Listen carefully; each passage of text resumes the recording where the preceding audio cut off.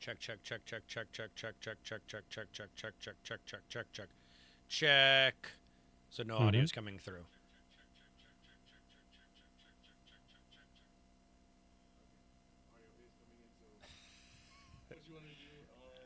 This.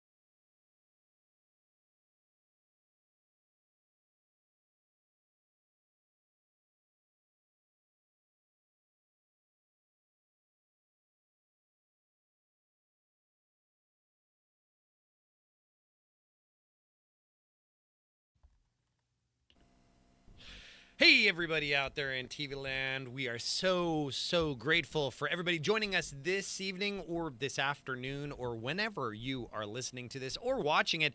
Welcome to Press F to Start, episode 4, here recording live from the Flynn's studio in Margate, Florida, basically in Flynn's hobby shop. So if you're in the area looking for something truly different and unique and fun, I guess different and fun and or different and unique are the same word, but if you're looking for something totally epic to do this weekend, come on down to Flynn's and check us out. On Saturday, we got our Pokemon League going on, I believe starting at like 11, I think it is. Our Pokemon Cup, better yet. And then, of course, we have our FGC tournaments with, I believe it's Street Fighter 6 and Tekken 8 this upcoming Friday. Pretty much in about 15 minutes, it'll be Friday. That usually starts around 8:30. And then, of course, the arcade is popping with 2 for 20 on Friday evenings. Date night, two people can enjoy the arcade and all its glory for just $20. And, of course, we have happy hour from 7 p.m. to 9 p.m. every day of the week. And then Saturday is awesome with we got some birthday parties and things going on, as well as Sunday is just truly like a really cool time. So we are super stoked, super thankful for today. And guys, if you haven't checked out our other episodes, they're all up on our live stream, as well as I'm going to be adding them to our streaming platforms for our podcast stuff in general. But nonetheless, I have a bunch of other announcements that I need to get to. But I couldn't do Press F to Start without my co host, the one, the only, Jake James Lugo. How are you doing, Jake, today? I'm doing good, Eddie. It's good to see you as always. Good. Hopefully everything's all good, smooth over there, and chill Yeah, I and can't everything. complain. We had build and paint night tonight, so it's always a fun time where people come and Mhm. build and paint stuff. What have you been up to today? I've been busy trying to make content for places like TikTok, obviously YouTube, like sharing around all over the place. Been playing some games, a couple of the PlayStation Plus games I mentioned last time we talked. Got to play those. Got the platinum in the TMNT collection. Got all Nice. that out the way, which is Okay. neat. And yeah, just been messing around with that. Just been kind of dabbling around with some of my consoles and just making more content for everybody to enjoy online. Awesome. Well, I know Press F to Start is all about gaming, a gaming news podcast, all about the latest and greatest things you may want to pay attention to, maybe things you don't know about, things that you are unaware of. But before we get started, I have to shout out we are part of the Uncensored Nerds Network, which includes Press F to Start. So you can check out Uncensored Nerds Network on Instagram, as well as typing that into Google, Uncensored Nerds Network. And it also includes the Comic Con podcast, We Got Issues podcast, Plot Hole Pro, and Beyond the Cape. So be sure to check all of them out on Instagram.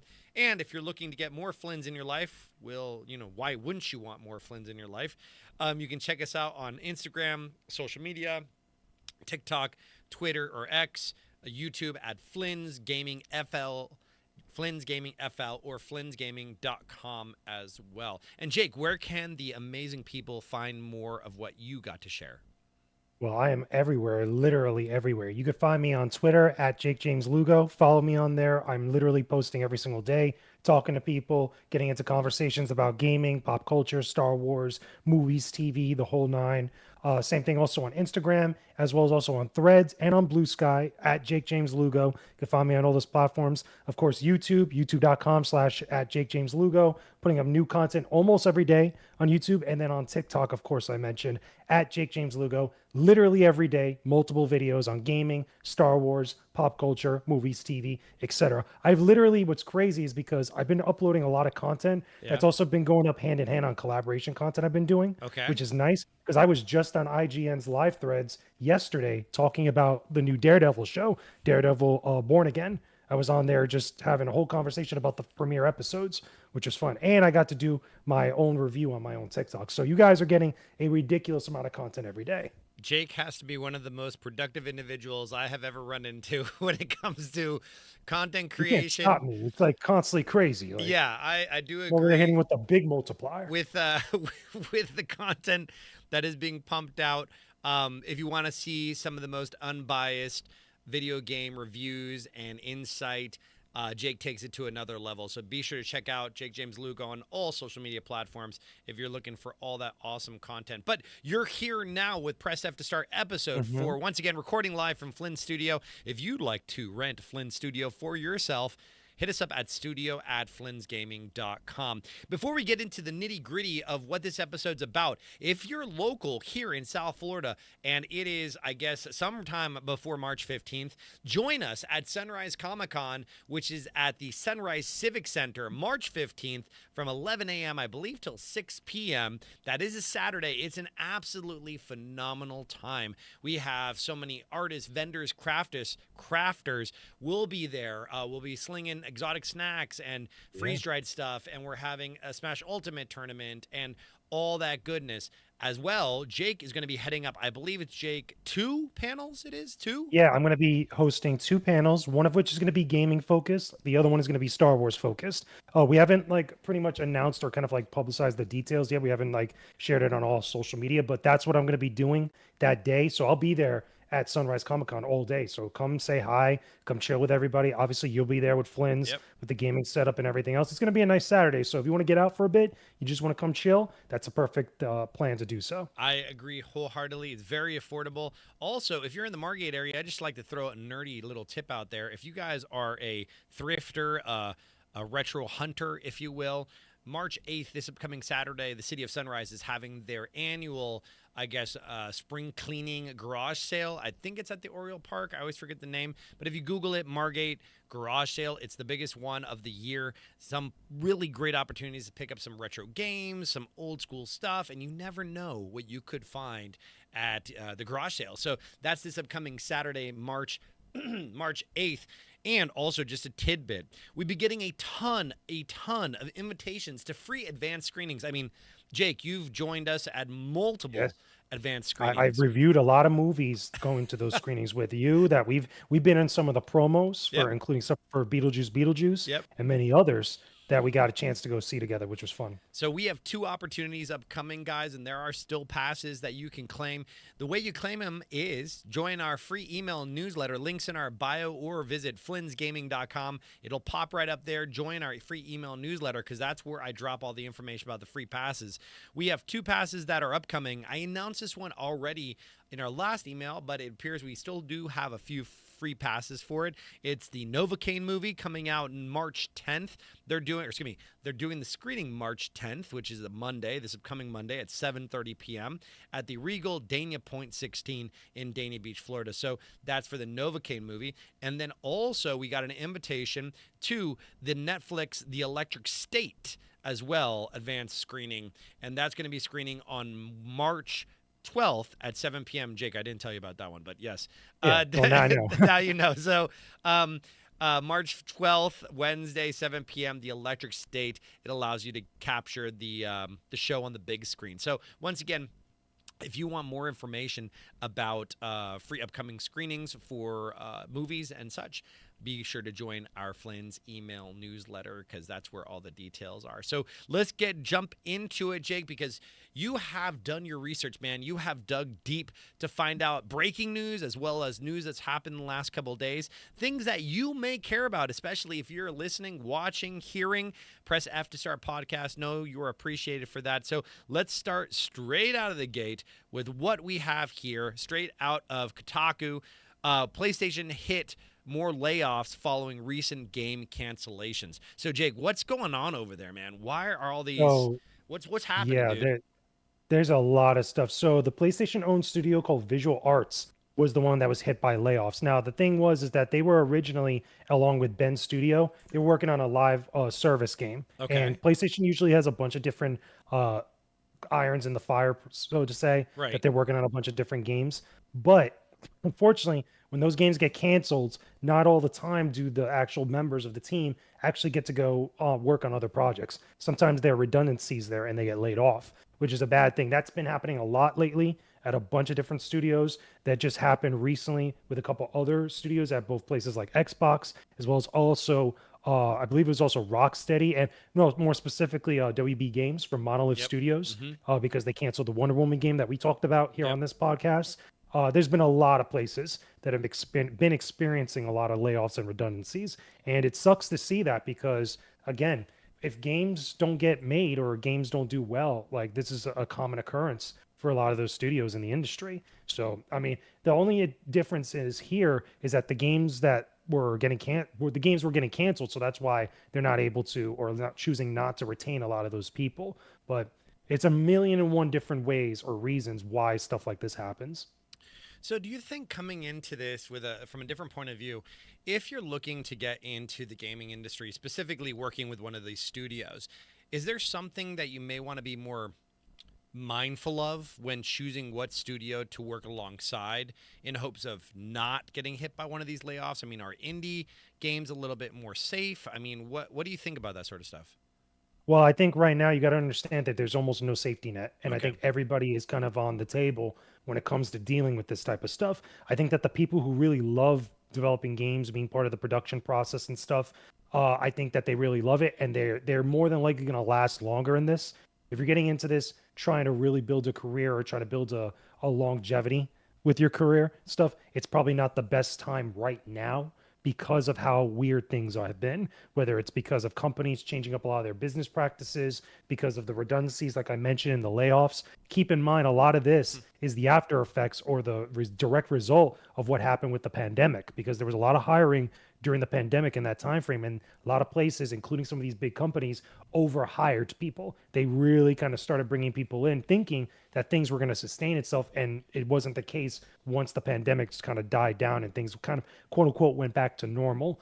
And it's unfortunately a sad thing. And what's worse is that indie studios get hit by that pretty bad because obviously they don't have the cushion of a lot of finances and resources to sustain themselves, as well as also having to deal with getting your game out that actually, again, trying to reach that audience, trying to Yep. be successful, be able to pay for the next project and to keep things going, pay your staff. Again, a million and one different reasons why stuff like this happens, but everybody is susceptible to this type of stuff. Yeah, also it must have something to do with. I was just reading just a bleep right here. It says a lot of it could also be because of the reorganization with the top echelons of the Sony leadership Yeah, that's part of it and too. the That's shuffling. definitely part. Well, yeah, keep in mind, and this is something we see even in movie studios. Yep. We see it in like any sort of company. Whenever there's a rearranging or there's a change in the roster, so to speak, sometimes, especially if it's high up on the food chain, they'll want to have some of their people, the people that they want to actually work with within their organization, and that kind of rolls downhill. That affects everybody usually down the line. In some cases, not all the time, but it's enough where things like this again are a common occurrence, especially in the games industry. But right now, the main point is that it's very volatile because of all this other stuff that's been happening outside of games. Yeah, I mean, what happened with that? What happened with that God of War spinoff?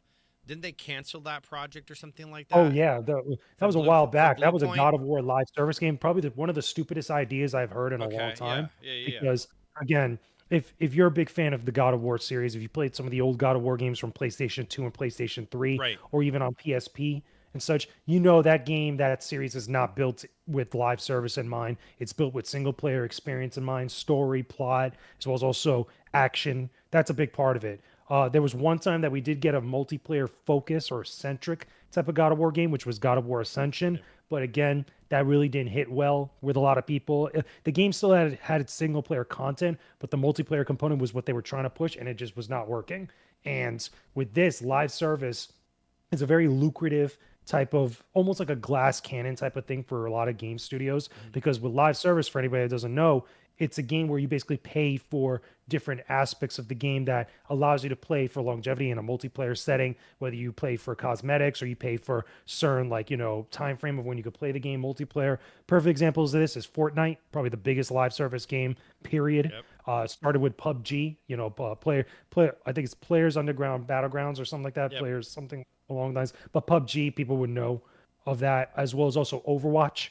Marvel Rivals is the more recent one that's pretty big. And obviously Call of Duty, probably being the biggest one alongside of Fortnite. So not every franchise, not every series is geared towards that. It should be focused on that. And God of War was definitely not one of those. Because of everything that's going on with the layoffs and all that kind of stuff, we do have to be, and this is a segue into the next segment of a really cool article, and I truly do hope that this rumor is true. We want to preface what we're about to talk about that it is a rumor.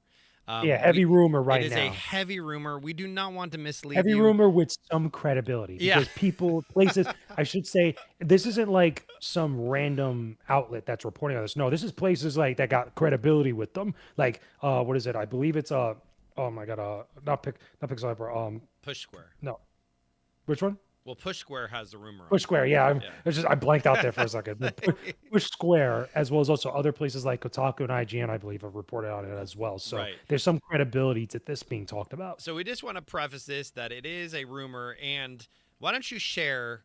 Once again, guys, be sure to do your own research. Why don't you share, Jake, what this rumor is rumoring? What's going down So here? it's basically twofold. Number one, we've seen that a lot of Xbox games from the Xbox brand have been coming to PlayStation consoles, been coming to PS5. We saw that obviously with Forza that got announced that Mhm. if it's not out yet, it should be coming soon to PlayStation 5. Right. But we're also there's a lot of talk about Halo coming over.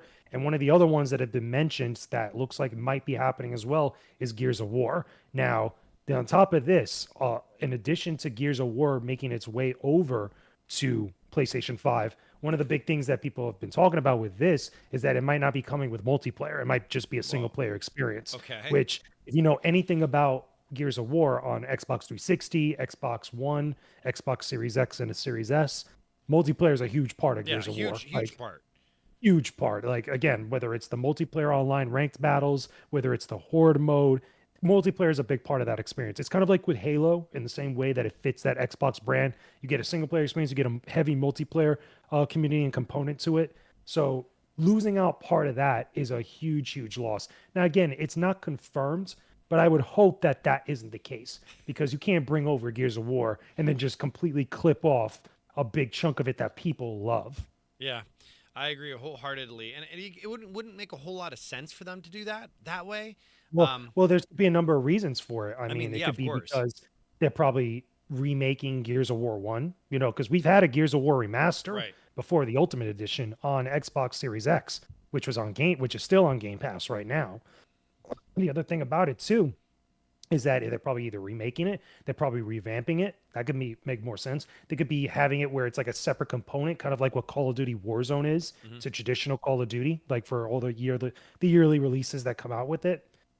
It could be any number of reasons. But I think as a fan, as someone who's been with Gears of War since the beginning, because I played that game on release, on Xbox 360. That was the reason why I got an Xbox 360, Really? besides Halo 3. Okay. Um, you can't just lose out on a big chunk of that. That people obviously will notice, but people want to be able to play Gears of War. If you're gonna bring Gears of War over, bring Gears of War over. I mean, what?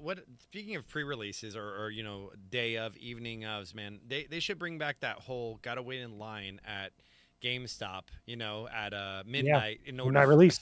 Midnight in order for release. you to do it. Do they still do that? Do they still have those Not midnight? really. Like that's been a thing that's kind of quietly gone away for a number of different reasons because we have a lot more options to get our games. We could just get our games from Amazon and show up like the day of or the day before, which totally takes away the hassle of having to go to GameStop.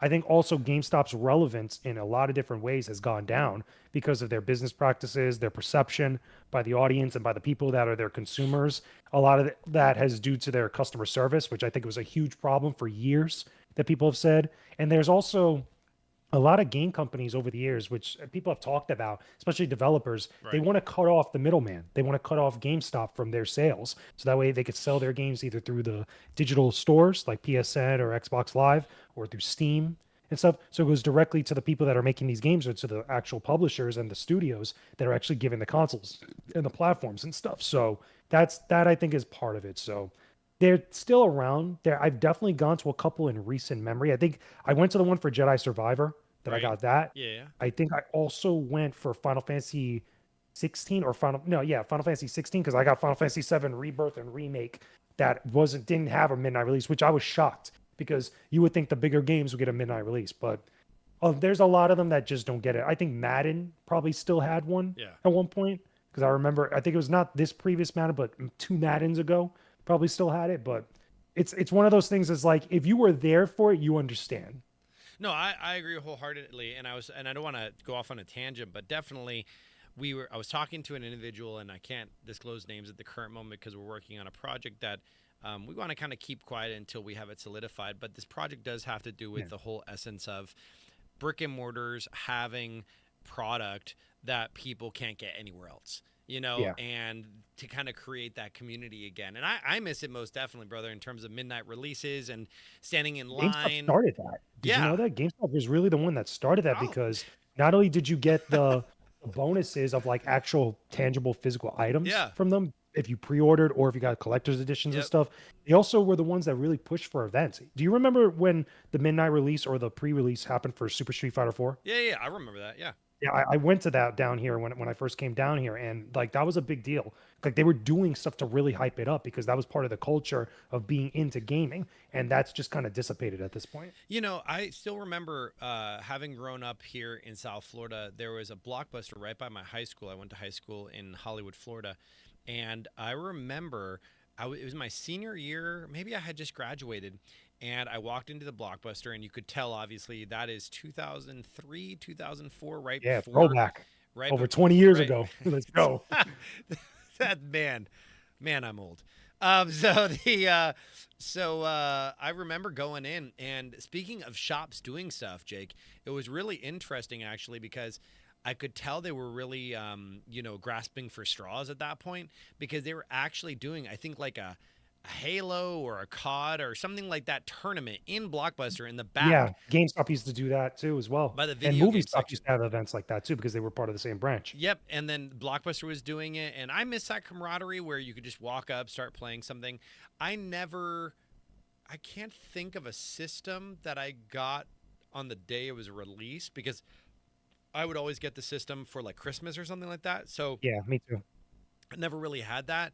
I wish I did, but I remember seeing the videos of it and watching it. And if you guys have not experienced that, just go dive into YouTube and dig into those PlayStation Yeah, there's 2 tons out. The release PlayStation videos. 2 one is a real famous one. Man, The Xbox 360 one. I got my Xbox 360 after launch, but I did go for the launch day for Halo 3. I okay. remember that being a big deal because I got the legendary helmet one, the Okay, edition yeah, that comes with yeah, the yeah, yeah, yeah, helmet. yeah, yeah, I yeah. walking around with a giant box, literally like that. But console midnight releases were when years ago when I was still living in New York, that wasn't as big in that area for most people because the consoles, like you said, we would get it for the holidays Right. and stuff. But games, like towards the time before I came here, that used to be specifically the thing for midnight releases or launch day events because that was like that time frame where you got to see that more often. Well, I have to say, here at Flynn's Hobby, we are going to start midnight releases. We have our first midnight release coming up for the new set, I believe, of Pokemon Journey Together.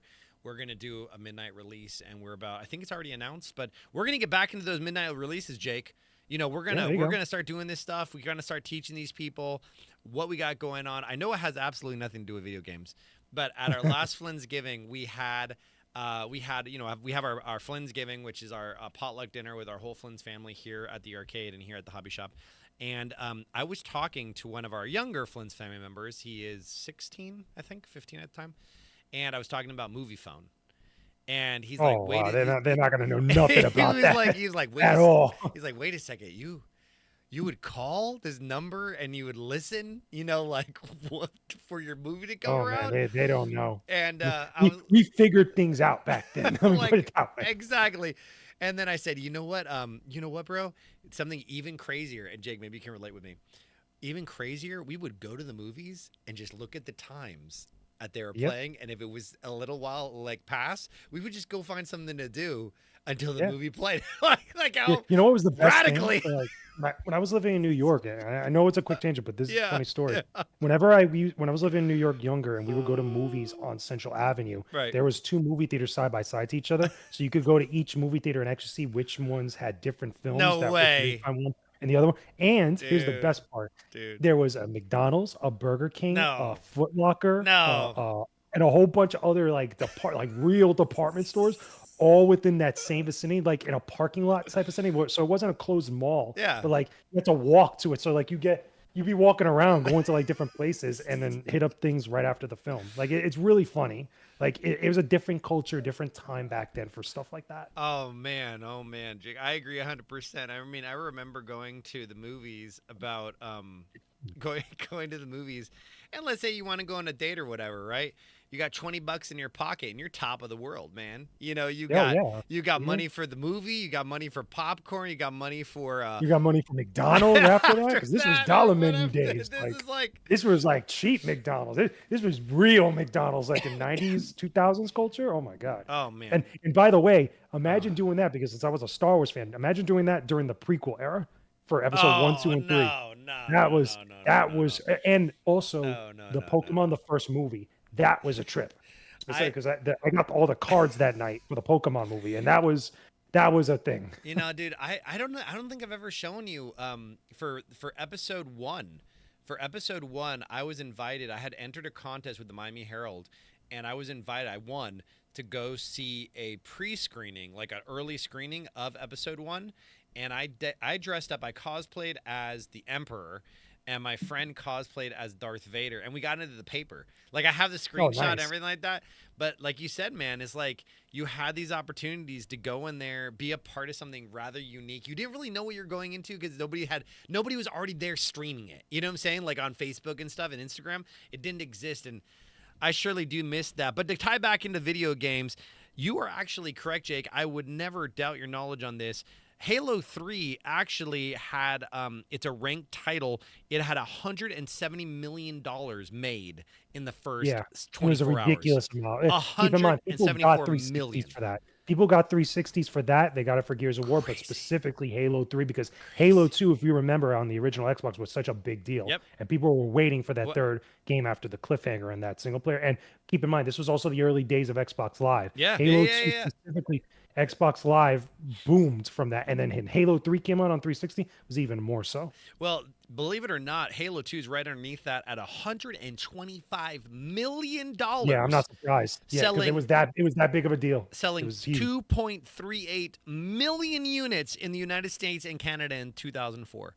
Yeah, that was real. That was Xbox Live days. So think about that. They got the game drops, cliffhanger at the end, and we were like, I got to see what happens. Oh, that was like the same way that people were waiting for Return of the Jedi after The Empire Strikes Back. When you get that ending, you got to wait a couple years. Like that, there was a hype there. I would say the only movie to me personally that has done that in my opinion, was when they did Infinity War, where they Oh had yeah, that of course. But cliffhanger at the that's more end. modern movie. But I know, that but was more. That was like 10 years of build up for that. yeah, yeah, like yeah, yeah, yeah. Like I was like, finally, like finally like they leave that you. was serious. And then when Endgame came out, like that was a huge like that was an event.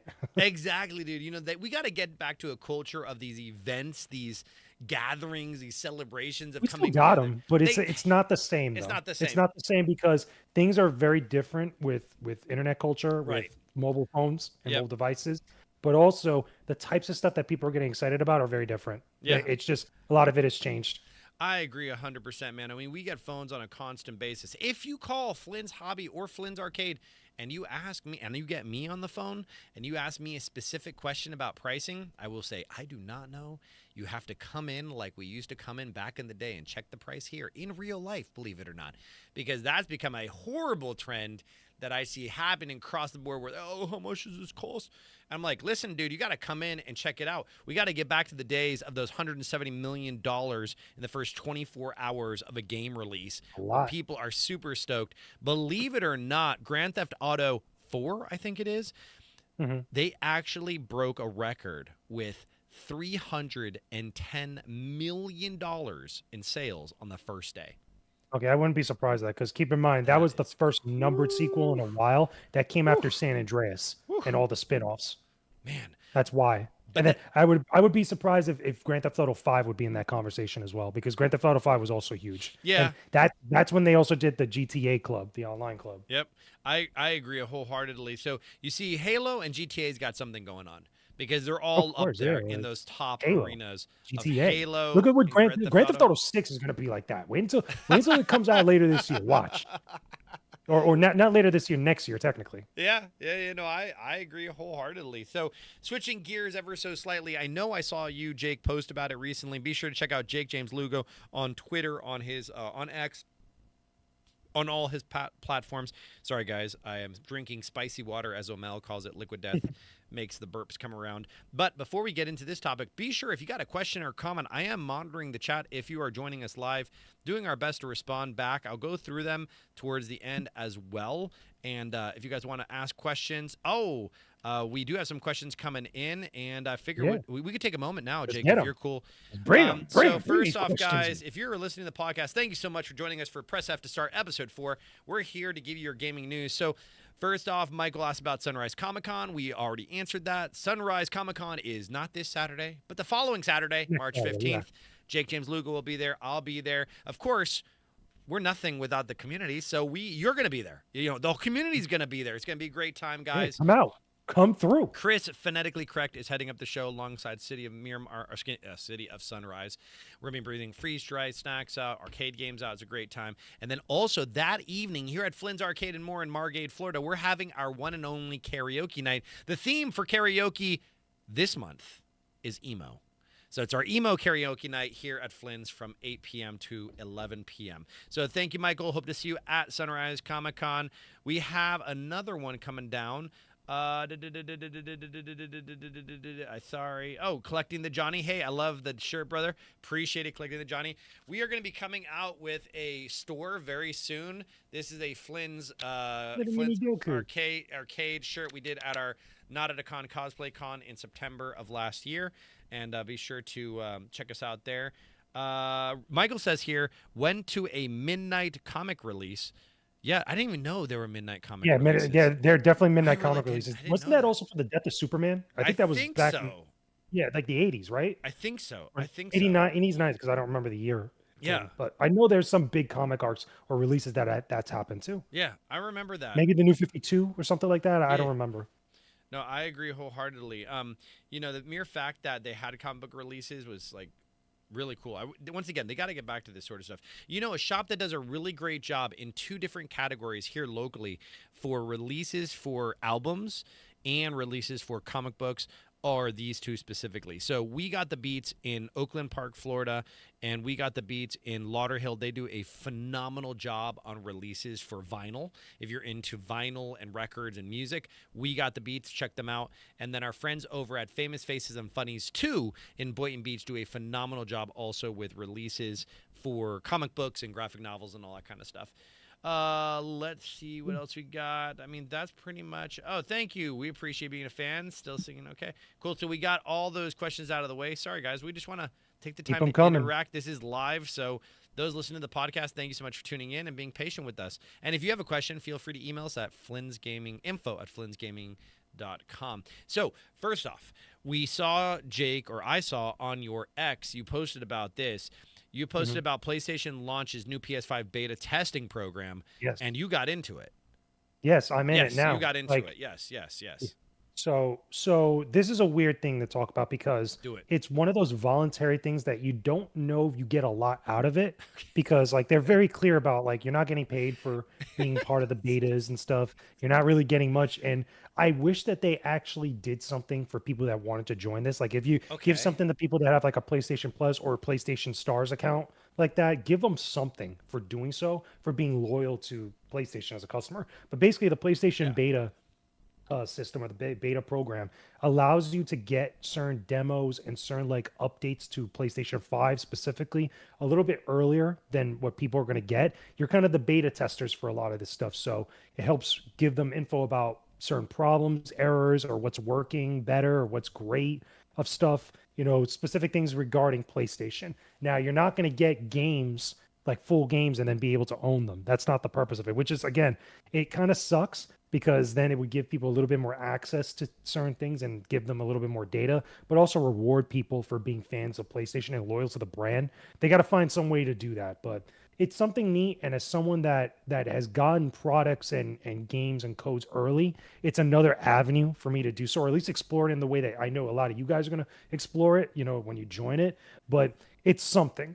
Let me put it that way. Like there is something for Xbox that's equivalent to it. That's called the Insiders Program. That's not exactly the same thing, but you actually get to keep some of the games that you get early if you actually are part of it or if you're chosen. At least for me. But again, it's a little different for me since I'm media and I'm press.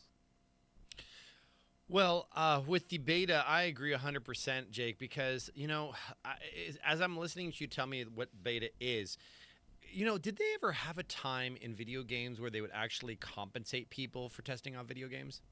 Not unless you were employed by the company. Like Okay. specifically, like here's the thing, and this is why I say this about the PlayStation beta program. You got to give people a reason to want to join it. Right. Like obviously with this, it's kind of like, hey, if you like PlayStation, if you just want the bragging rights, or if you just want to check out stuff early, yeah, you could come join this.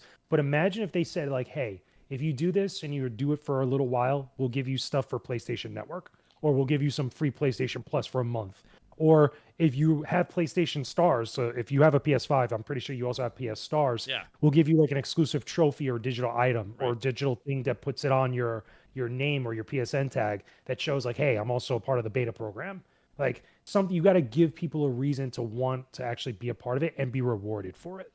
Yeah, I agree wholeheartedly. So, what are you looking forward to or interested in seeing what happens with this whole PS5 beta testing program? What are you I looking want forward to to? see how far they're going to go with it Okay. because again, I'm used to every once in a while getting games like full games Yeah. early Yeah. because of what I do. Yeah. But also I want to know is what is this type of beta program going to do for PS5 owners for system software updates? What is this going to do as far as again being a loyal PlayStation customer or PlayStation brand fan? You know, all that different type of stuff. I feel like it's important. I don't think that they're gonna go as far as like to really reward people, which is I think is a bad move. But there could be a number of like logistical reasons for that. But who knows at this point? Well, it's a wait and see approach for me over the next month or two because since I literally just got into it and not everybody did, but a lot of people were able to register for it, and I think there's a grace period for some people. But I was able to get into it pretty quickly, and I'm hoping that over the next month or two they do something with it. Well, regardless of whatever console you own, whoever is watching or listening, always look for these awesome opportunities if they're applicable to you, where you're able to dive a little deeper into, beta testing and the different games, offering the codes like Jake was talking about. There's so many opportunities out there that you just got to dig for. And I know, Jake, you do a phenomenal job of staying on top of most of them in terms of being able to gain access. So it's Yeah. really cool to see what this beta is going to roll out. But talking about, we got the beta going on, but we did talk about briefly, and we should have piggybacked off this previously, and I apologize for that, about the Ballistic Moon layoffs, right? Or the Hmm. Ballistic Moon, I guess, shutting down. Yeah, I forget I believe exactly. It that's the effectively Until closed, Dawn. right? That's the Until Dawn developer that they did There you go. Until Dawn remake. Yep. That's a shame because number one, we got an Until Dawn movie coming out, which could have tied into that. Obviously, the Until Dawn remake feels like a lot of people weren't happy with it. A lot of people thought like there were certain things that were a little bit kind of weird, but there's some story stuff that was pretty good with it and stuff from people that have played it that I've spoken to or that have talked about it on social media. But again, it's one of those things is like what was the point of that team even being around significantly or working on this IP? I mean, if you're going to put them on something like that, try to utilize them afterwards. But maybe again, there's probably some logistical reasons why they couldn't do so, which is ties back to all the other stuff we were talking about with a lot of the layoffs and a lot of the changes going on in the industry. It's a very weird time now for teams. And a lot of people, especially developers, are a little scared because then they don't know if their job is going to continue going with whatever place that they're at now, which is a shame. Yeah, I remember reading about it where I think it was like in September they had 40, I think 40 layoffs at that particular time were let go at that moment. And then Oh no, it was more than that. it I was know it was that more than that. over the course of the year there was a lot. Like I think Microsoft had a huge one Well, at one point. the thing, the question I have about when it's layoffs, right, of a game that has been developed. So the game, Hmm. correct me if I'm wrong. So we have Until Dawn computer game, right? So Hmm. they release the game, and then Yeah. they begin to let go of the staff, the infrastructure developers, all that kind of stuff. How does one support a game after the people that were working on it were laid off? Like, how does that Well, game that's the thing. At that point, it stay becomes fixed? a crisis of conscience. It doesn't really Okay. become so much of a business thing. It becomes more like, okay, like you're still a fan of the game, you still want to buy it, or did you buy into it? Don't trade it in. Do you still buy that company's games? Like it's a very weird thing. And at that point, it gets into another conversation about like Right. what's brand loyalty and what is like the best way to speak with your wallet about stuff. If you don't like the layoffs, like we get it. Like everybody agrees with you, but I don't think the companies care because they have to do what they have to do for their business. It's like, you know, I experienced a crisis of conscience with the SNK brand, SNK Playmore. If you Okay. remember, there's a lot of political stuff going on with SNK of who owns it or who has a big monetary stake in it. And I love the King of Fighters. I love Fatal Fury. At some point I took a very stern stance. I'm like, I'm just not going to play King of Fighters games. Like I skipped over a lot of the King of Fighters game that came out previously, which I believe was 15 that came out. But then after a while, it's like, I want to see Fatal Fury. I want to cover Fatal Fury, City of the Wolves at some point. So I kind of just got to get over this because there's not much I could really do to really change a lot of the stuff because companies are going to company. They're going to do their thing. And it's just, as customers, we only have so much influence and staying power that we could speak with our dollars before it becomes an entirely different issue. And also the fact of speaking a little more deeply about that when it comes to game developers and the layoffs. Let's say, Jake, like you said, you buy the game, you're a supporter of it, you got your cash out there, you bought the game, the DLC, whatever, and then all of a sudden now they're not supporting it anymore. There are bugs in the system. It can't really be. I guess it can't Here's be a perfect played. example of that to kind of jump off that. Look Yeah. what happened to Concord. People Yeah. bought Concord at retail, and then that game went down. Literally, they ninja'd it out of the PSN. And it's completely shot. So anybody that spent money on that, I know digitally people got compensated. I think they got some sort of like certificate or Right. like PlayStation money or whatever to devote to buying to other stuff. But the people that bought that physically, they're kind of left out in the dust. Like there's nothing they could do about that. Yeah, and the thing also parries off with the layoff stuff. I was reading a couple articles this week outside of what you sent me as well about layoffs and developers and people working for these large corporations in the gaming industry not being paid for weeks. And they're being unpaid for Yeah, that's a weeks. constant problem with everywhere. Yeah, they're not being paid for weeks, and the thing a lot of times what I've noticed being a business owner myself, my main objective is number one, first and foremost, to the community that we so gracefully and thankfully have the opportunity to serve. But then secondly, our team, our Flynn's team, the staff, the employees, our general manager, all our team, our infrastructure, taking care of them before me I take care of myself. You know what I'm saying?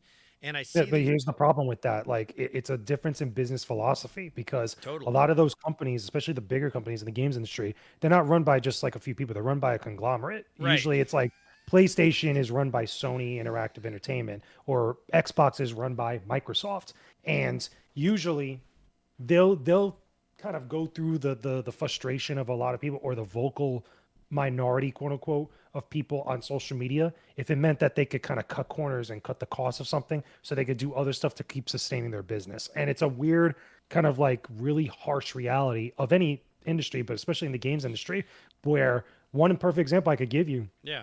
this used to be a thing for years, and it's not so much as much anymore, but it used to be a big thing, which was the Metacritic bonus. I don't know if you know anything about this, but basically, games that were hit would have certain incentives that if they had review scores that got them to a certain Metacritic score, Hmm. the team would get certain bonuses. And I can't remember which specific game it was, but there was one team that had a game that was like a point or two off of their Metacritic like specific incentive, like the benchmark they had to reach, and none of them got their bonuses because they were off by a point.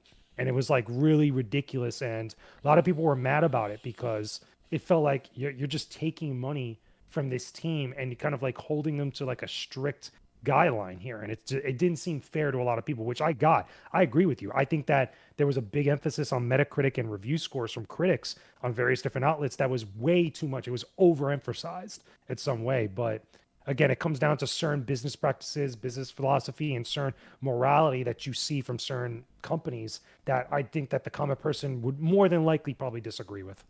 Yeah, no, I agree 100%. A lot of times with corporations, at least in my experience, nothing against them. I mean, heck, there are some amazing large scale corporations that are Yeah. truly a blessing to our community. I'm thankful that they're there.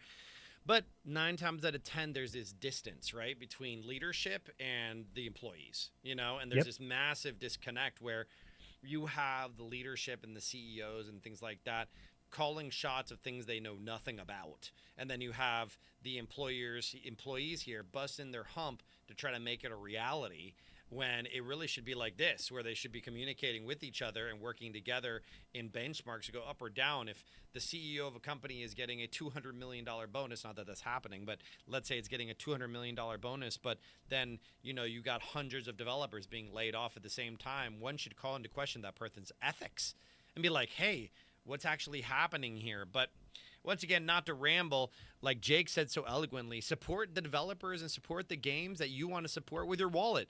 That speaks great volumes. And also take the time that if you have, and this is a little side off, but if you have a local business or a local, I don't know, indie developer that you love and you support wholeheartedly, go out and write a good review for them.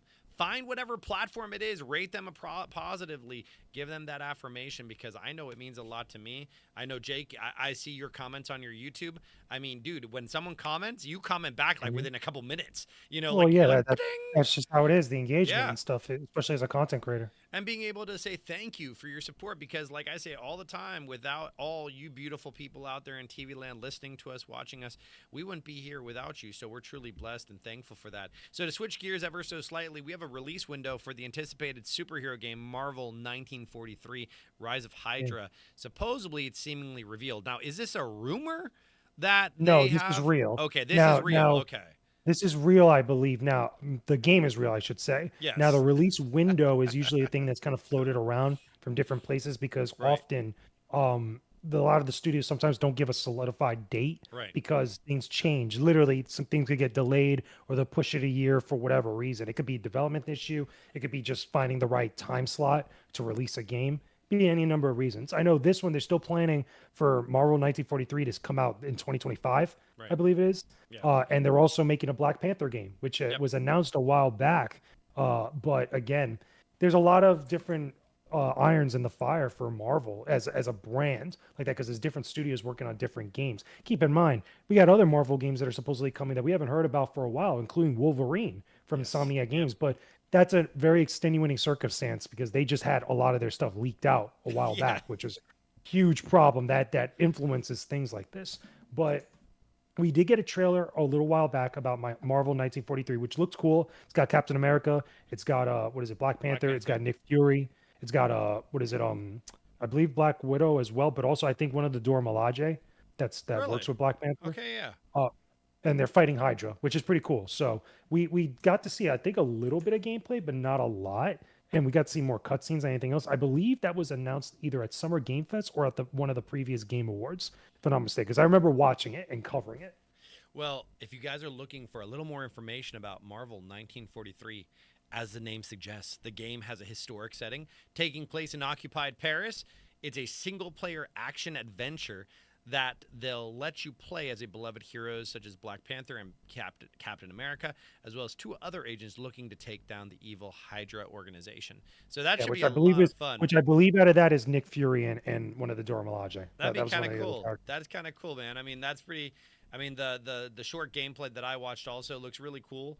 I'm a big fan of the comic book world, and it's really cool to see video games and comic books make this crossover between each other. To Yeah, it's always been like that, revitalize man. that. It's great. I love it. I mean, it allows people to get back into the joy of reading comic books and also the peaceful tranquilness of playing some video games. So we'll have to keep our eyes, ears open for more information about Marvel 1943 Rise of Hydra. But if you guys are anything like me, I am a huge Tony Hawk fan. I always like the soundtracks. When I'm chilling at the house and I just want some music in the background, I type into YouTube Tony Hawk Pro Skater soundtrack or Tony Hawk Pro Skater Yeah, those are classic. playlist. Um, Classic. Classic, classic, classic, classic. So classic that I've also tantalized the idea of actually building a Tony Hawk Pro Skater arcade game.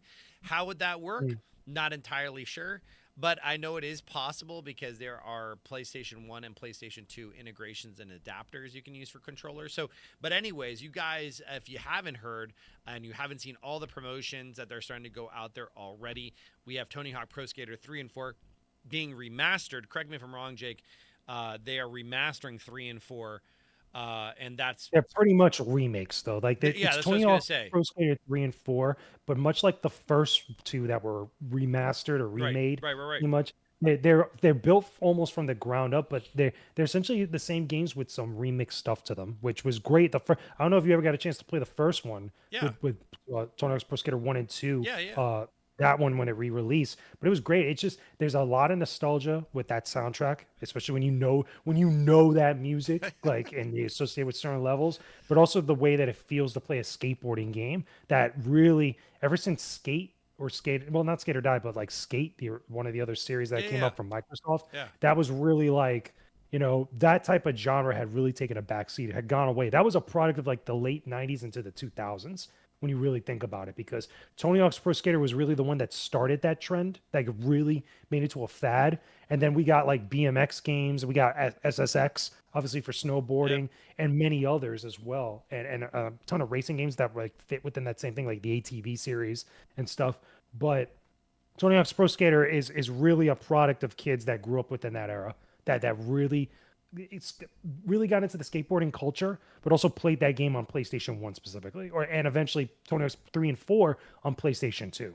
Yeah, it's going to be very interesting to see how this goes down. I'm looking forward to it because of the mere fact that Tony Hawk is getting out there in front of everybody, kind of like really amping this game Oh up. yeah, he's But 100% down with all of this. And by the way, I don't know if you saw today, I think it was today or yesterday, that Taco Bell actually is doing a collaboration with them, that they're going to have a Taco Bell inside Tony Hawk's Pro Skater 3 and 4. Like actually what? they just skate around. It's really stupid, but it harkens back to that like collaboration between brands back in the day where you would like have like a random Pepsi ad or something, or some sort of random thing in these games. And it's just, again, it just fits from that product at the time. It is goofy. I always think of like Grand Theft Auto and all the product placement, especially with like the Miami stuff, and with like they'll make little nods here and there of things that you would know Yeah, if the you're from. parodies. Yeah, if you would know if you're from Miami or South Florida, you would know that. So it's great to see the Taco Bell influence. Looking forward. It's really, and they announced it too at a press event that happened for Taco Bell. It was really weird and stuff, but I was like, you know what? I can't be mad at it. It's kind of funny. No, and I remember. Am I thinking of the right game where you could like also have your skater have different suits on? Right? It was like So different there's a skins, if you couple will. different. Okay, there's a couple different skateboard games that have something like that Yeah, I'm trying because to think Tony of Hawk's those. Pro Skater, I believe it was Pro Skater 3 or 4, where you could do a custom skater or later in the series. Because I know Tony Hawk's Underground, they eventually got into stuff like that where you could actually make a custom skater Right, right, and right. give your own stats. I don't remember if it was always in the series from the beginning, but I think so. I could be wrong on that because you could always customize your skaters with their stats. But later games allowed you to do other stuff. And I think also Skate allowed you to have a custom skater, but that played nothing like Tony Hawk. It was a very, very different game. Something I was reading, and I want to repeat it just to kind of give people an insight if they're looking to pick up this 3 and 4 remastered. I read down here there will be a cross-platform online multiplayer for up to 8 players, and a Yeah, robust version of the creative park mode where players can make and share their yeah, own that I custom remember. skate parks. That's going to be Hmm. really cool to see. Where this customization, this creation of a game, be able to create your skate park, and I'm super stoked to see who they add into the game, who they take out, or the Well, I'll tell music. you, I It's know gonna who be they great, took man. out that I'm pretty upset about, that I'm pretty Yeah, sad about. yeah. They took out the unlockable characters from the original Tony Hawk's Pro Skater 3 and Pro Skater 4. In part 3, you were able to play as Darth Maul and Wolverine. Really? And, yeah, Darth Maul and Wolverine. And in Pro Skater 4, you were able to play as Jango Fett. What? So those were unlockables, and I believe also Spider-Man. Well, no, Spider-Man was in part 2, I believe, and stuff like that is goofy. But here's the catch, though: Yeah, yeah, in this remaster, this yeah. remake, we're getting Doom Guy from Doom, and we're Really? also getting one of the enemies from Doom 2 as well, because that was an Easter egg or an unlockable in the PC version of those games that you could actually get that. So they're putting it in this version instead. So it's a neat thing. I would rather have my Star Wars characters, but I'm not going to complain. No, exactly. And I always loved in Tony Hawk Pro Skater the challenges to create, the word skate, capture all the letters or Mhm. define the tapes. And Yeah, part it's 1 and 2. it's so funny. Sometimes I'm looking at like I'm just thinking about it now, how complicated some of those things were to achieve. Whereas like the Yeah, S was like super way up in no man's land. You got to try to find it, figure out a way to get up there. But it's yeah, those rewards to be able to figure out like, hey, I can do this. And I really hope it creates a resurgence in skateboarding in general, because we have some really cool, awesome skateboard foundations like Surf Skate Science here. There's Skateboard 305 in Miami as well. And the local skate parks, there's not a lot of them left. And hopefully this creates a resurgent back in there. I never really got hardcore into skateboarding, more longboarding when I was in that phase of stuff. But let's hope and pray. I think this is going to be a great turnout. The standard version is going to be on sale for $49.99, and the deluxe edition is $69.99. I would love to see a midnight release of this somewhere. That'd be kind of I'm pretty cool. sure we're going to see an event from Tony Hawk actually celebrating this, because he Yeah, he's always been on this. He's always loved the of games. He course. was Yeah. very involved with them and stuff. I could definitely see him doing something in California, because that's like skateboarding, like capital of the world for some people. But I could totally see something like happening with it, and it's Jake. coming out in July, I believe. Yeah, and one cool thing, man, I just scrolled I scrolled a little down on IGN's website on this article specifically, and the first comment, bro, it says this: remember, vote with your wallet, buy games to support the devs and the type of games you want to see. I can't wait to jump back in, and I really hope it succeeds. One step closer to the underground remakes. So Yeah. you know what? That's Oh, by the way, in that same article, they confirmed some of the tracks that are going to be back in yeah, there yeah, yeah, I from saw the that. original I saw soundtrack. that Ace of Spades by Amoeba, Motorhead. Ace of Spades. That's what I'm talking about. Not the same. Like, Oh my gosh. I if think you know, you know. When it yeah. comes to the Tony Hawk games, their soundtrack was like top notch. Sometimes, like I said, guys, if you're looking for a really cool soundtrack to check out, and let's say you've never played a Tony Hawk Pro Skater game in your life, but you want to be introduced to some really killer music, go to YouTube, type in Tony Hawk Pro Skater playlist or soundtrack. You'll be blown away. Your mind will be Me, taken part to one always another had the level. best soundtrack. They had Superman from Goldfinger, which Yeah, was dude, a fantastic. 100%. You know what it reminds me of? I don't know, Jake, if you ever attended any of the Warp Tours back in the day, but having been more of a punk kind of like kid at that time, going to the Warp Tour, and I remember going out, when you walk out of Warp Tour, people handing you their compilation CD, or Hmm. random compilation CDs. Yeah, That's what, like a mix CD yeah, or like a whatnot. mixed CD, and that's what I always remember. Like I looked forward to that, and that's why I probably have this really attachment to Tony Hawk Pro Skater because of like the just eclectic music. You know what I'm saying? Like you Yeah, there's never, certain games that are like that. Tony Hawk was like you that. never know. Def Jam was like that. Guitar Hero, obviously, and Rock Band. Like Test Drive Off Road was like that because they had Metallica like doing the music. Like there's a couple games from that late '90s to early 2000s Yep. era where there was a huge emphasis on the soundtrack, where they're Yep. getting real bands and other stuff. I think also Spy Hunter had what is it had not Saliva, That's true. the Yeah, band yeah, yeah. I Saliva. think so. Yeah. It was the first Spy Hunter game that they did a couple tracks for them. Well, talking about video games and music, even arcade games began to integrate a choosable soundtrack or a radio station. A lot in the racing Mm. games, where you could choose a soundtrack you Yeah, wanted to Cruising listen USA is to. like that. Yeah, Initial D to a certain extent Initial has D, some yeah. of those has some of that. Cruising USA has it. The Exoticas have it. There's a lot of these that have this epic music, and believe it or not, a nerdy fact you people out there in podcast land may not know this, but as arcade games were developed, they began to want to take certain elements of the game to the next level. And I say that to say this. This past Monday, we were working on NBA Jam here at the arcade. We have majority of the classic floor players you're going to want to play if you want to experience that arcade floor player, experience.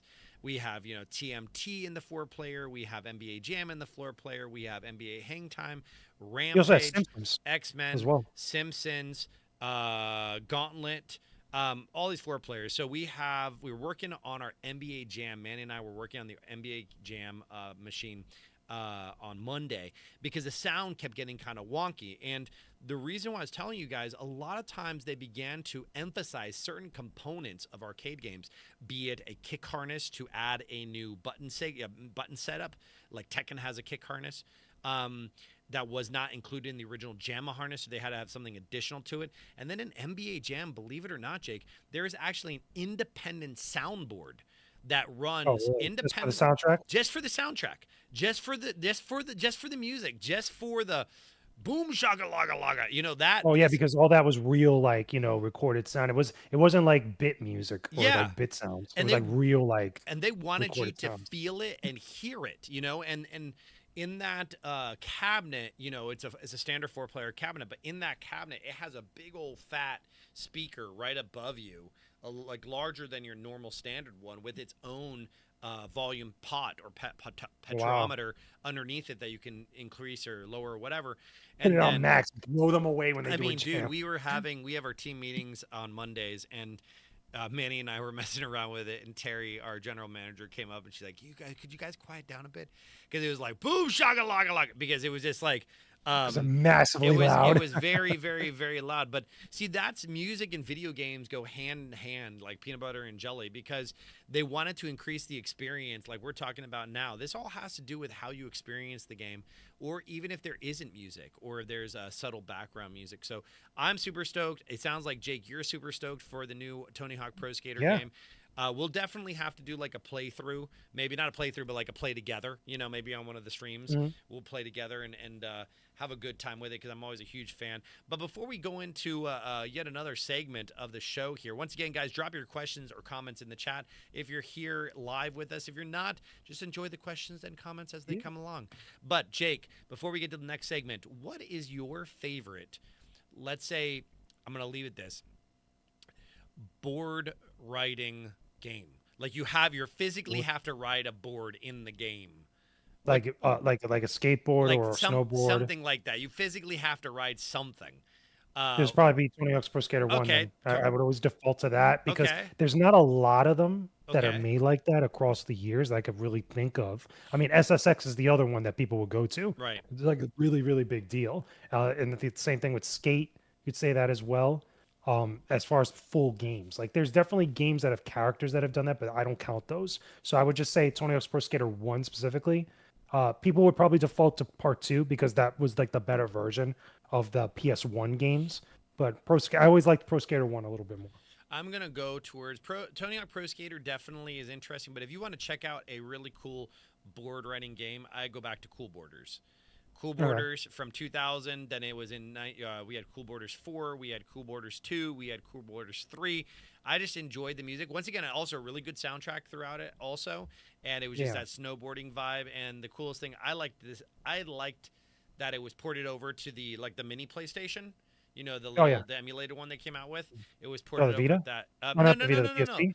no, no, no, no, PSP? no, no. The one you just hook up to your television, like the little tiny PlayStation Oh, that you. like the PS1, that's like the little tiny model. Yeah, yeah, yeah, yeah, yeah. Like they put it on there. They put it on there, kind of like Okay, with are the. you talking about the PS Classic or the PS1? The No, the PS PS Classic is the Classic. one that's the digital Yeah, one. yeah, That's yeah, the like, PS Classic one. Yeah.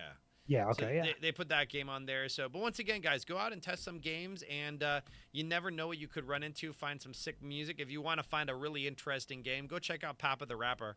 I'm a huge fan of that game. That's a classic I throwback. I'll I tell you right do, now. I, They got that on PS Plus Classics now. I do wanna I think. Now I know I can make an arcade machine out of it. I know that 100%. How dope would that be, bro? You have a That would be Papa the Rap. fun to do something like that because the soundtrack you would have to do it for Parappa the Rapper 1 and 2 Yeah, because it's like it lends itself well to a setup like that with music like any other music game. yeah. I'm always tantalized to create new arcade games that are not don't exist in real life. But regardless, guys, come on down to Flynn's Arcade. Check out what we got going on. So the last but surely not least topic we got here. I'm gonna mispronounce this name, Jake. So Mhm. why don't you take the lead for it? The announcement of the new anime. You take it, man. What is it called? It's Suikoden. called Suikoden. Suikoden. Suikoden fans rejoice with the announcement of Suikoden 2 anime and a brand new mobile gacha game. So, why should we care? Mhm. Why should we care, Jake? Okay, so there's a couple different things with this. Go for it. Okay, whether you think it's a good or a bad thing. Okay. Number one, today came the Suikoden 1 and 2 HD remasters that got released on consoles, which is basically Suikoden 1 and Suikoden 2 that was originally on the PlayStation, remastered, done with high definition graphics, and redrawn sprites and stuff, and a remixed soundtrack. It's on multiple consoles, okay, which came out today. Some people swear by those games. I think that the series is a bit overhyped, but if you love JRPGs and like especially PS1 RPGs or JRPGs, then I think it's right up their alley. Okay. The difference is with this, we're getting an anime, okay, that's based on Suikoden 2, which is going to be the story of Suikoden 2, but just delivered in anime form. If you ever watched the Shenmue anime that was on Adult Swim, that's basically Shenmue, I believe Shenmue 1 and 2, that's actually put into that anime series. It's the story of those games put into anime form. There you go. Same idea here. Now, the other thing, too, is that the game that they're getting is for mobile, okay? It's a gacha game that basically allows you to like pay real money to kind of collect, I guess, the 108 or the however many stars, which are the characters that are on mobile. It plays like Suikoden, where it has the turn-based battles and everything else with it, but just in a mobile setting. Very similar to what you probably get from like some of the Final Fantasy games that are on mobile that Square Enix has released. That really tackles this. But again, this is Konami that's doing this, and they're known for kind of getting into a lot of different avenues with their franchises. I mean, we got pachinko machines that are based on Castlevania and Metal Gear Solid. It gets weird out here. So for some people, this might be a good idea. This might be a good thing. For other people, they might not care. Even if you're a big fan of Suikoden, I don't think you're really going to care for the mobile game unless you're that diehard of it. The anime is a different story though, because you might see that on Crunchyroll, you might see that on Netflix. I don't think they said exactly where or when it's actually going to be premiering and stuff, but they're just working on it and stuff. So, I mean, that's cool. That's interesting, but we won't know much about it until they finally talk about it a little bit more. But it is nice to see a lot of different anime based games or games that have an anime style to it are getting these different adaptations. If they handle it well, I think it could work well for a lot of the fans of it. I don't know if it's going to break into the mainstream though, but it's still something that's neat to see. I agree. You know, here on Press F to Start, we try to bring you a well-rounded discussion of all different types of gaming news, and I appreciate you bringing this up 100%, Jake, because this may not be everybody's cup of tea, but if you're into it, hey, go for it. I know when certain mobile games were released, I got back into them. I was originally a huge RuneScape player. Yeah, I was a big old RuneScape Back player on PC. OG on the PC. OG on PC, Um, like Windows XP stuff. Like, yeah, and Jesus. I have to say, when it was brought to the mobile, I lost track of time. So like I They have got to. engrossed in it. That's I, how it starts. That's how they get you. I lost track of time because I remember playing RuneScape in high school and then I did try to play the newer RuneScape version when it was when they created, I guess, the second, I forget what it was called, the second one they came out with, Yeah. or the remaster one. I just couldn't get into it. But then when I heard like, ooh, RuneScape is coming back for mobile. I was like, what, really? And it was the OG like type, and there I am disappearing into the bathroom for 8 hours. Hey, mobile Just gaming is a thing for people. it Like is. people get into mobile gaming, and it's as a platform and as a medium, you could respect it. I think that mobile gaming is predatory, to I be honest with I you, when it agree. comes to game release for a number of different reasons that are very complicated and business more oriented because of the way that it takes advantage of like consumers and stuff. But when it comes to certain games, like I think some of the ones that have probably handled it the best is probably Nintendo because it's probably the most user I friendly, was but it's thinking the still same thing. the problem is though is that it's still within that same type of business, like not design, but like that whole design of like what a mobile game is. Yeah. The whole idea between a mobile game is to pretty much suck out money from you in order to progress further in very incremental ways and stuff. But it is what it is. I played a couple mobile games. I seen a couple of them do very well. Obviously, you have mobile games like Balatro, which is like a card game Yep. and stuff, or you get on mobile, but you don't pay for specific things to continue your progress. Like you pay for one small thing for the full game and you just play it like that. But then you get games like Final Fantasy Brave Exvius, which is like you pay for different characters or certain progress and stuff. There's a lot of different things out there. Same thing with Mario Run. You could say the same thing about that and many others that again we'd be here all day like just going through some of the games that are just like that because there's so many. It's a race to the bottom, and it's for a certain type of person that probably just wants to game quickly and just keep it moving. Yeah, a lot of times with the mobile games, I got into I don't know if you ever heard of a game called like Sons of Boom, and No. it was a first person type shooter game on your phone or whatever. And when it was first released, a ton of fun to join, but then all of a sudden, it just became a pay to win. The people could That buy usually happens. the greatest guns or the greatest body armor or whatever, and then boom, now you're playing against people that are far superior because I didn't have nor would I spend the extra $40-$50 in game coin. It's like that You know, Clash of Clans. yeah, Clash of Clans is yeah, like that. a It's hundred again a percent, prime example of that. Just hundred to get percent, certain cards or units, like it just hundred again percent. continues to be a real problem for a lot of people. It's just annoying, but it is what it is. Yeah, Just some. It's mobile gaming is not my thing. I look at gaming as like a console or arcade experience, but really consoles like home experience for yep, me. But it is what it is. Like I said, I think the better thing to take out of this news though is that as far as tweaking in the brand, as far as like it being relevant to people, the anime is the bigger thing because you're going to see that on streaming services, and it's going to be of the game that is the most popular of that series, which is Suikoden 2. yeah. So it'd be kind of cool to see that crossover when the games go into the streaming platform. And like Jake and I have said the entire time, we're not belittling here mobile gaming. If that's your thing, hey, totally cool. If you have the what do they call it, disposable income to be able to support that habit, Hey, more power to more you. power to you. And like all the comments are going here now, they're saying, support the devs, support the devs. We agree wholeheartedly. Support the developers you want to support, and Exactly. talk with your wallets and go out there and encourage and just do what you want to do. So, in closing, guys, we do have a few comments here. We got the media nut, aka Pedro. Hopefully, we will see Pedro at Sunrise Comic Con. He's going to help us out with the Smash Ultimate tournaments at the Flynn's booth for Sunrise Comic Con. He's just talking about Pokemon Go is the only mobile game Another I've stayed one. with That's the same thing. consistently. I'm definitely more of a console player, and I was thinking Pokemon Go also, Jake, when you're Yeah, talking that's very about popular. consistently. We are a Pokemon, I think a stop or something like that at the Oh, arcade. Pokemon. It's like not a gym. I think it's a Pokestop or a gym Pokestop or spot or something. I forgot what it's called exactly, but it's basically where trainers could like get.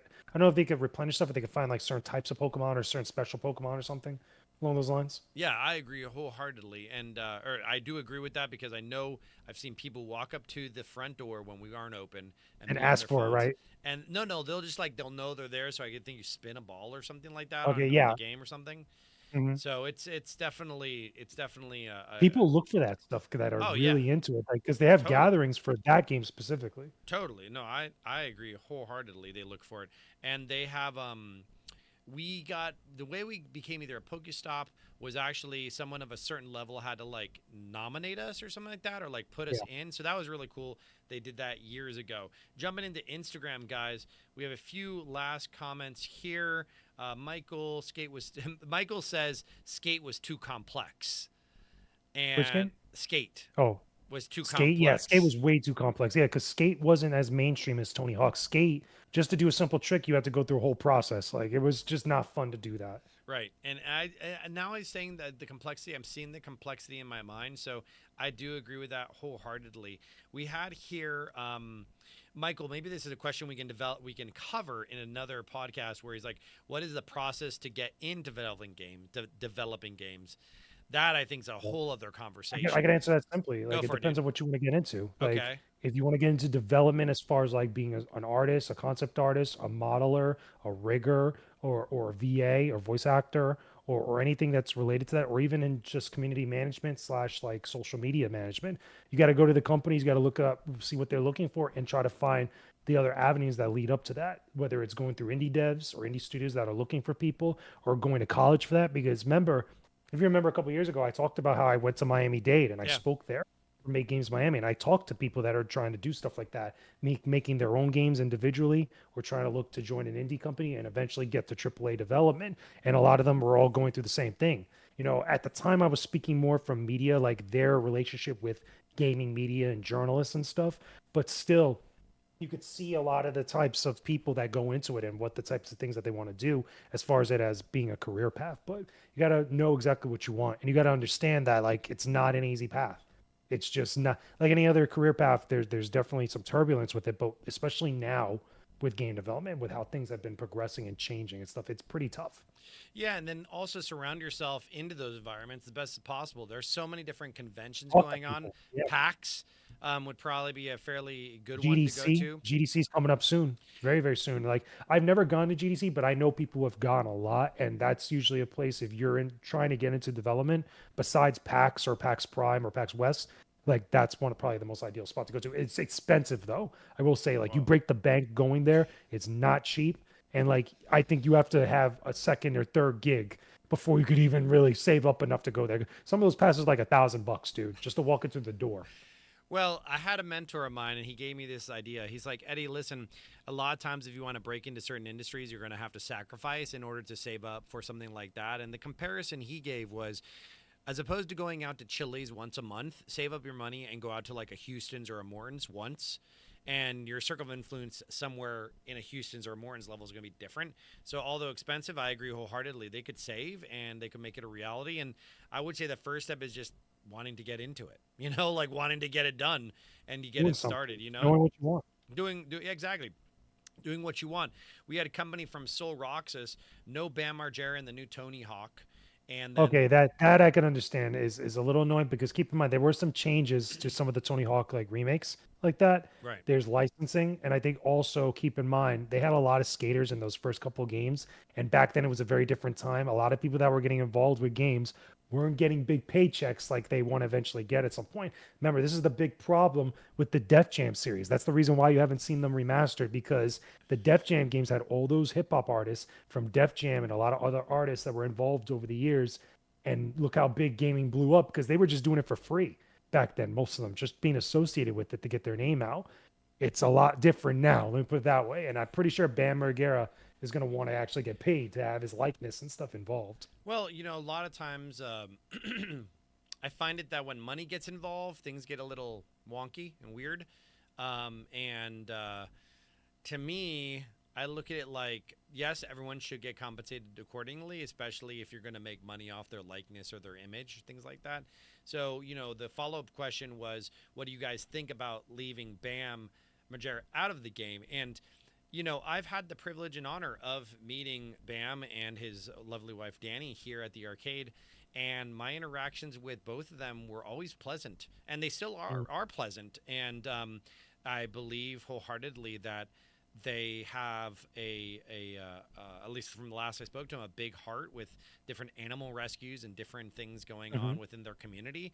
And once again, don't always believe what we see. We can't always believe what we see on television or what we think we hear or whatever the case may be.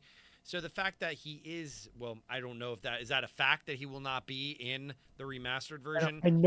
I know for a fact that there are some changes. I know that what is it? You're not going to get some music, Right. in it, because again, it's due to licensing.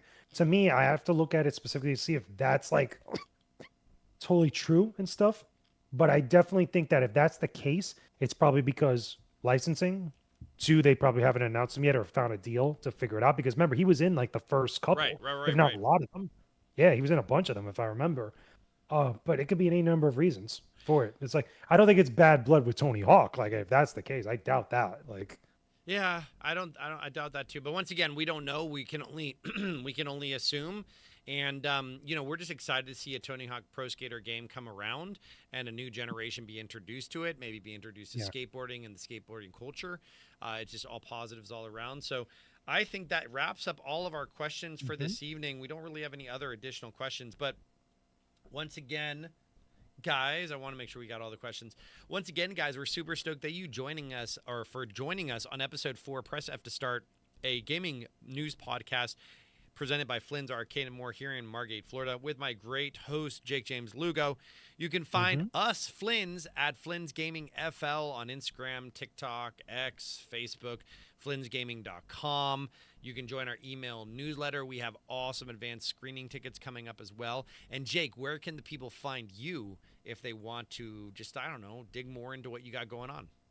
Well, I am literally everywhere. You guys could find me on Twitter at Jake James Lugo. Follow me on there. Say hi. Talk to me about anything because I'm always talking about games, movies, TV, pop culture, Star Wars, and everything else. You could also find me in all platforms, including Instagram, on Threads, on Blue Sky, at Jake James Lugo on every single one of them. But you could also find me as well on YouTube and on TikTok, youtube.com/@ Jake James Lugo and tiktok.com/@ Jake James Lugo. I'm literally uploading brand new content every single day, multiple times a day on TikTok, especially. Even just put up 2 videos and a bunch of other posts earlier today talking about a variety of stuff. So if you're into games, you're into movies and TV, you're into Star Wars, you're into anything pop culture and entertainment, you're going to want to follow me on all those platforms because you're going to get a ridiculous amount of content that I know that you're going to enjoy. So check it out, say hi, and just be cool. And Jake has some of the most unbiased, just really pointed astute observations of video games. So if you're thinking about checking out a certain game, maybe, I don't know, swing by Jake's channel, ask him, hey, what do you think about